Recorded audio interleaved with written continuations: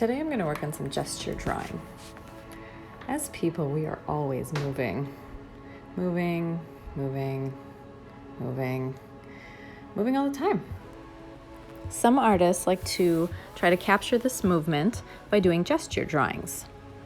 A gesture drawing is a figure drawing that shows a lot of movement of the human body. Gesture drawings are usually quick and sketch-like, and they're meant to capture a dynamic pose that the body is in.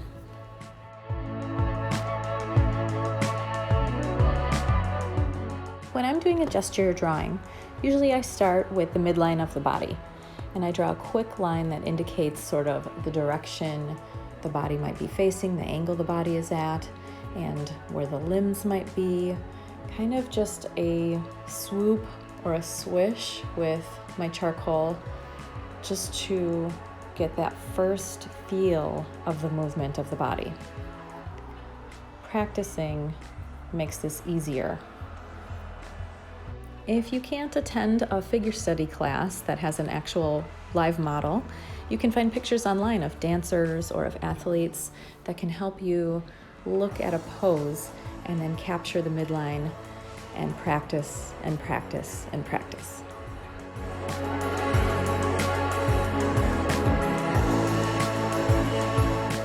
Once I've got the midline of the body down, I'm able to go back in and start to sketch out sort of the shapes of the parts of the body.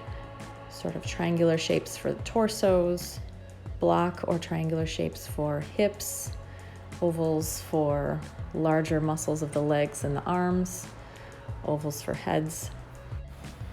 Once I get these larger shapes down, then I can come back in later and fully develop a figure if I wish.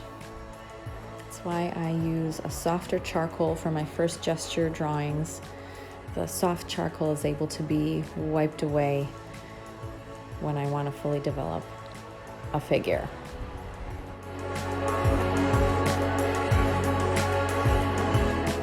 Some artists like to use a model that's right in front of them.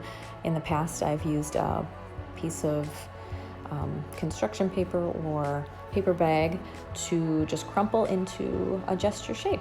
And then this is a little model that I can use to draw from if I have a specific gesture I'd like to try.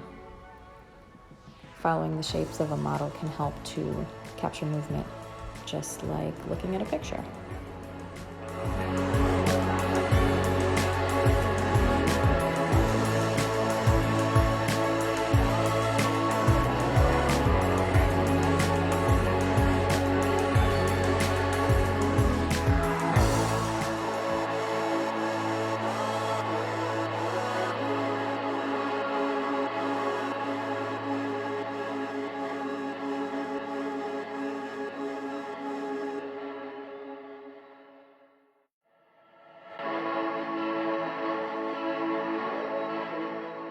Here's the next pose I decided to pick for today.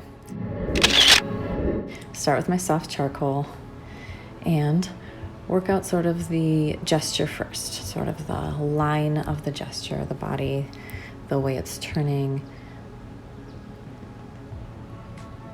I kind of work my way around the drawing, top to bottom, bottom to top again.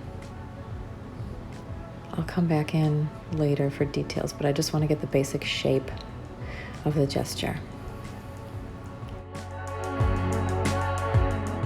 For this drawing, I chose a darker tone paper because I really wanted to come back in with some highlights later on. So I thought a darker tone will give it some depth and allow me to use some pastels for highlights.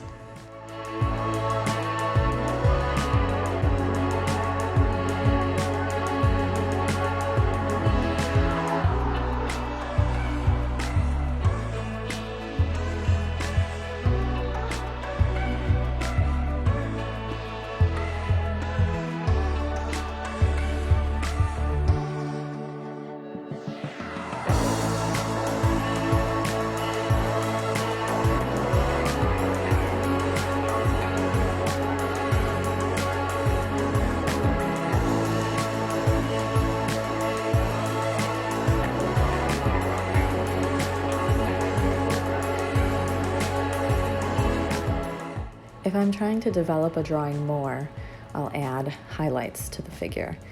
Highlights will make parts of the body pop out based on what parts of the body are receiving light. And you always should consider whether the light's coming from the top or the front or even below. This figure is kind of like a dancer, so I was thinking the light's sort of like from a stage.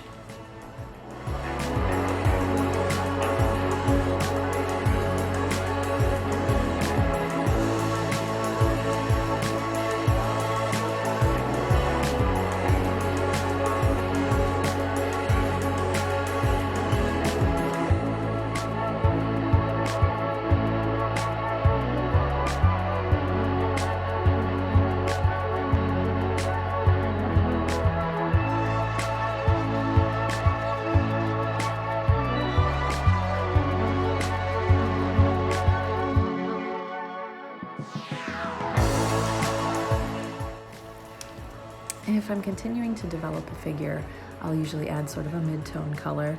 I like an ochre yellow, and it just adds a little bit of deeper mid-tone to the figure. It makes it feel a little more full.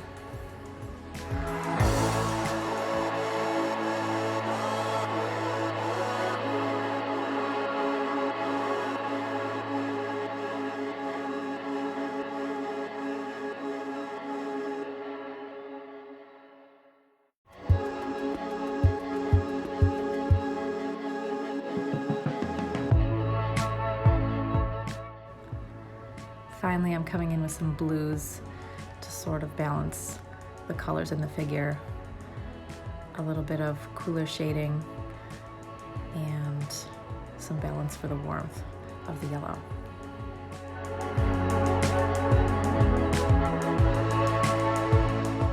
I'm going to highlight around the figure with some reddish color for just a little halo effect. Make the figure pop off the page a little more, and then I'll probably shade just around the figure for some more depth. And then that'll be it. Thanks for watching today. Check out our other videos from Trove Arts on drawing and wire work and other fun art stuff. Thanks.